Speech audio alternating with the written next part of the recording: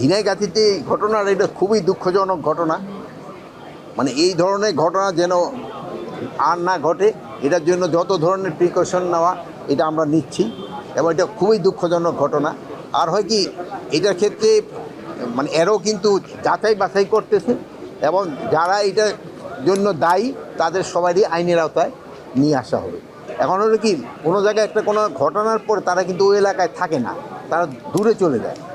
এখন এই জন্য অনেক সময় একটু সময় লাগে, বাট তাদের সবারই আইনের আওতায় নিয়ে আসে। একেবারে উপজেলা পর্যায়ের থেকে জেলা পর্যায়ে এবং ডিভিশনও যারা আছে, মানে স্পেশালি অ্যাডমিনিস্ট্রেশন ক্যাডার, এডিন ক্যাডার এবং পুলিশ বাহিনীতে যারা ছিল, আনসারে যারা ছিল, আইন শৃঙ্খলা বাহিনী মোটামুটি সবাই ছিল, সেনাবাহিনীও ছিল, বিজিবি ছিল, সবাই ছিল।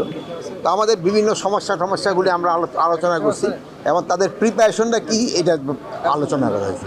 এখানে দেখা গেল যে তাদের প্রিপারেশন বেশ ভালো। তারা এই পর্যন্ত যে ট্রেনিং করেছে এবং অন্যান্য প্রিপারেশন নিয়েছে, এগুলি বেশি ভালো এবং এটা প্রশংসনীয়। তাদের এই প্রিপারেশনটা নিয়ে তারা একটা খুব জাতিকে একটা খুব ভালো নির্বাচন উপহার দিতে পারবে, এটা আমাদের একেবারে বিশ্বাস।